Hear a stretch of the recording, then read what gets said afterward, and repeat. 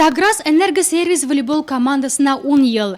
Эштән бушаган орада бергәләп туп уйнаган кызлар еш кына район күләмендә уздырылган бәйгеләрдә чыгыш ясый.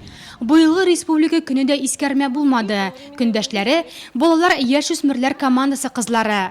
Уен кызыганнан кызагына бара. Ләкин әллә тәҗрибә булышты, әллә бәхет эшеме 2-0 исәбе белән Таграс кызлары җиңү яулады.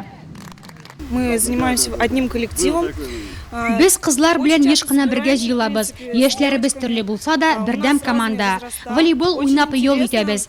Төрле ярышларда башка команда вәкилләре белән уралашабыз. Яңа алымнар өйрәнәбез. В соревнованиях, на тренировках общаемся.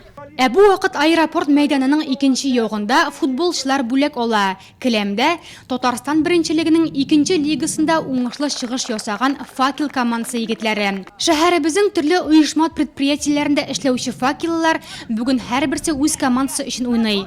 АТП, Шикәрчеләр заводы, Нурлатнефть НГДУсы, УТТ һәм балалар яшүсмерләр спорт мәктәбе. Барлыгы 5 команда. Соңгылары исә Фәнис Гобайдуллин истәлегенә уздырылган Близ турнирның җиңүчеләре дип табылды. Футбол беренчедән бөтен кешеләрнең яшь чактан иң яраткан уены дип уйлыйм. Бөтенесе ул футбол белән шөгыльләнә, башлый. Безнең шәһәрдә шул кичкенә мәйданнар ясаган өчен бик зур рәхмәт әйтәсе килә.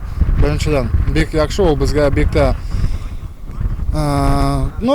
буш вакытларны яхшы итеп уздырырга.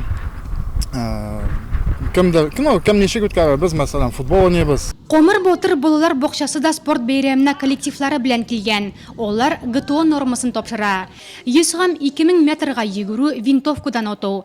Балалар белән эшләүчеләр өчен сәламәтлек мөһим роль уйный дип саный Азат Ягъфәров. Без ГТО нормаларын безнең сәламәтлек өчен тырышабыз бирергә. Чөнки без балалар белән сикерәбез дә, йөгерәбез дә. Һәм без менә бу конкурста үзебезне сынап карарга җыендык. Нәтиҗәләргә килгәндә, мин үзем 100 метровкада да 2нче урынга чыгып килдем, һәм 2 километрда 2нче урынга чыгып килдем. Һәм әле менә атырга да теләк биреп торам. Уенчыларның күтәренке кәйфи җанатарларга да күчте. Спорт яшьлек дуслык бәйрәме шахмат уеннары белән дәвам итте.